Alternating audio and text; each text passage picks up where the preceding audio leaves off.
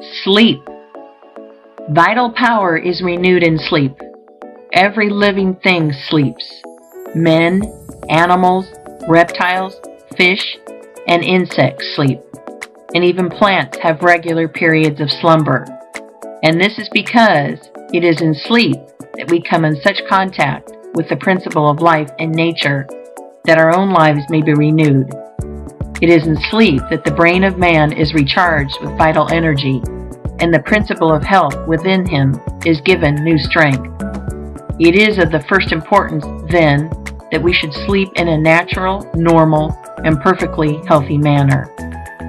Studying sleep, we note that the breathing is much deeper and more forcible and rhythmic than in the waking state. Much more air is inspired when asleep than when awake, and this tells us that the principle of health requires large quantities of some element in the atmosphere for the process of renewal.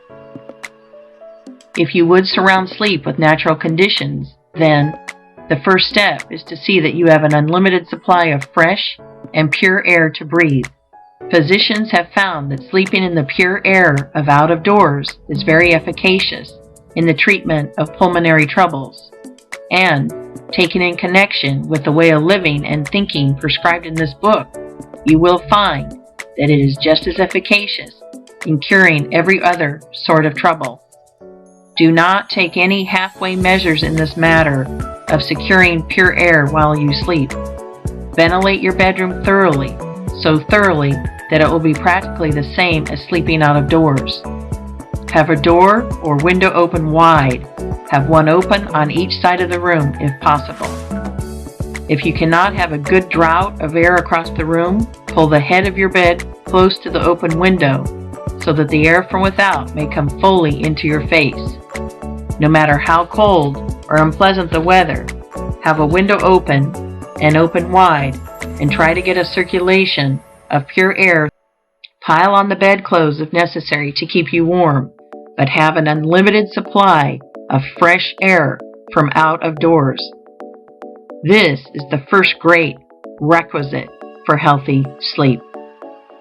The brain and nerve centers cannot be thoroughly vitalized if you sleep in dead or stagnant air. You must have the living atmosphere, vital with nature's principle of life. I repeat, do not make any compromise in this matter.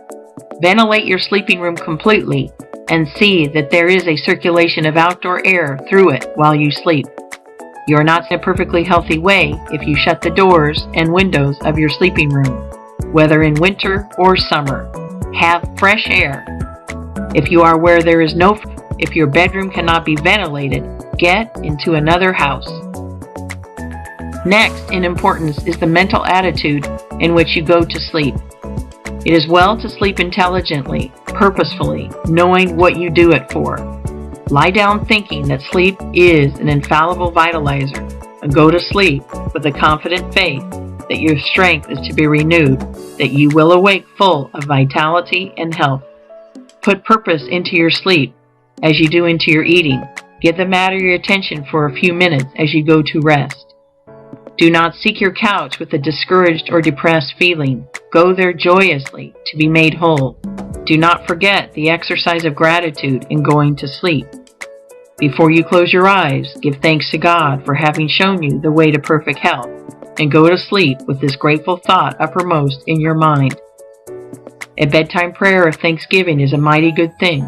It puts the principle of health within you into communication with its source, from which it is to receive new power while you are in the silence of unconsciousness. You may see that the requirements for perfectly healthy sleep are not difficult. First, see that you breathe pure air from out of doors while you sleep, and second, to put the within into touch with the living substance by a few minutes of grateful meditation as you go to bed. Observe these requirements. Go to sleep in a thankful and confident frame of mind, and all will be well. If you have insomnia, do not let it worry you. While you lie awake, form your conception of health. Meditate with thankfulness on the abundant life which is yours. Breathe and feel perfectly confident that you will sleep in due time, and you will. Insomnia, like every other ailment, must give way before the principle of health aroused to full constructive activity by the course of thought and action herein described. The reader will now comprehend that it is not at all burdensome or disagreeable to perform the voluntary functions of life in a perfectly healthy way. The perfectly healthy way is the easiest, simplest, most natural, and most pleasant way. The cultivation of health is not a work of art, difficulty, or strenuous labor.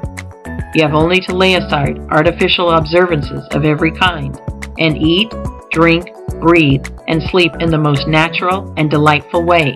And if you do this, thinking health, and only health, you will certainly be well.